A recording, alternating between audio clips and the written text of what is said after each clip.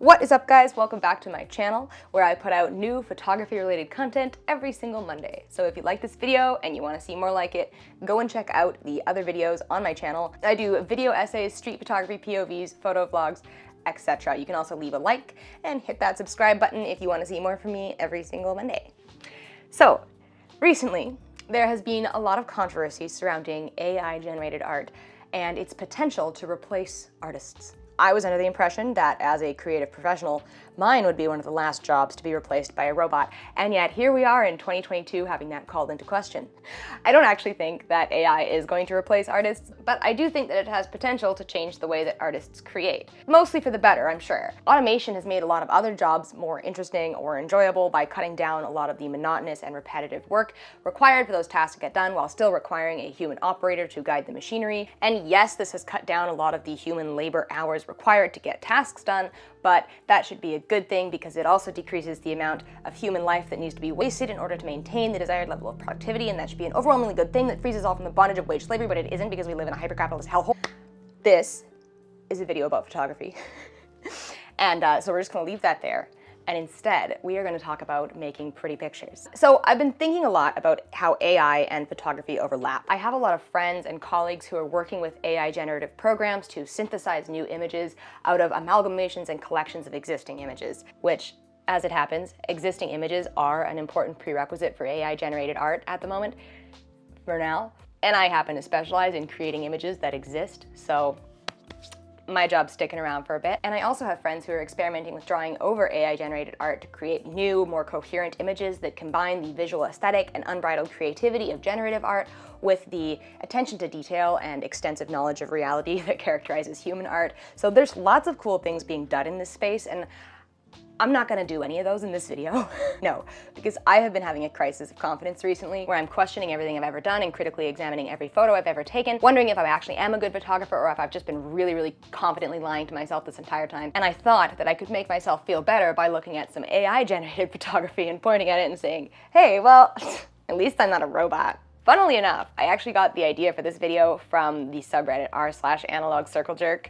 They have these like recurring memes where they will type in something like, woman, black and white, in kitchen, naked, and just generate photos that look like the photos of naked women that I spent 27 minutes tearing apart a few videos ago. So go and check that video out. It's much less fun than this one. So like every other post on our Analog Circle Jerk was just them using this AI technology to make fun of repetitive photography on r/analog. The program that they were using and that I'm going to be using in this video is called DALL-e Mini. And I'm using it because it generates 9 images, whereas other AI generators that I found online only generate 1 at a time. So let's jump right into it. I want to see how an artificial intelligence synthesizes images based on descriptions that I give it that also describe photos that I have taken. So basically, I want to see if AI can take better photos than me. So first off, I want to replicate a specific photo of mine. So let's pop over to my beautifully designed website by Goodwin Creative and see if we can find some photos that can easily be described in 1 sentence. So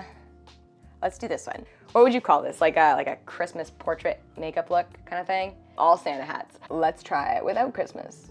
No, the lighting's really off in these. They're all kind of yellow. Okay, let's do this one, which is a rainbow portrait of a contortionist. And okay, yeah, these are pretty sick, and they're also very similar to the one that I took, so good on them. They used a bit moodier lighting than I used. Interesting. Okay, let's just go for rainbow lighting portrait because I've been doing that a lot on my Instagram recently. I think mine are better. These are kind of tacky. Okay, I'm actually gonna open a bunch of tabs because it literally takes 2 minutes every single time I run these, and it is taking way too long already. Gonna open some extra tabs. Too much traffic. Let's open some more tabs. Let's try this one. I don't know how I would describe this. Okay, that's a bit of a mouthful. Oh. Yeah, okay, these are pretty good. If I took photos that looked like this, I would be pretty happy with myself, so I guess it can take this particular photo better than I can. Specifically this one over on the far right in the middle, that is great. That's a good photo. Well, touche, AI. So next, I want to see how the AI would photograph a specific subject. So I'm not going to describe the overall image, I'm just going to describe the subject, and we'll see what it produces. I took a lot of pictures at Vancouver Fashion Week, so let's see how it does Vancouver street style. And that looks very Vancouver. The background absolutely looks like Granville Street. I'm curious though to see how it does other cities. Okay, New York. They all have taxis. I guess they're all allowed taxis in New York. And Tokyo definitely looks like Harajuku. I guess all street style in Tokyo is taken in Harajuku, which is probably mostly accurate. And all street style in New York has a taxi in the background, which honestly probably also mostly accurate. I'm going to New York in September, so I'm gonna take lots of street style. I guess we will find out how many taxis interrupt my images. Let's see some Vancouver Fashion Week runway. I didn't actually post a ton of runway, but I have like literally over 600 runway shots from last Fashion Week. Okay, yeah. These actually are like right on the money. Fashion designers beware, these look okay. Okay, so I've also taken a bunch of modeling headshots, so let's see how it does those. Oops, that's too moody. Okay, yeah. These are good. I would be happy if I took something like this. They, you know, hire me, don't hire the robot. Okay, how about a fashion editorial? Surely I am more creative than a machine in terms of styling. Okay, these are pretty good. I would actually be pretty stoked if I could take something like this in real life, but I can't because these forms literally don't exist in real life. And now I guess I see the wall that Zdzisław Beksiński ran up against with photography. Go watch my video about him if you want to get that reference. Okay, so what else did I do a lot of? I did used to take a lot of neon photos downtown. So let's see how the AI does neon photography, which for a long time was my specialty.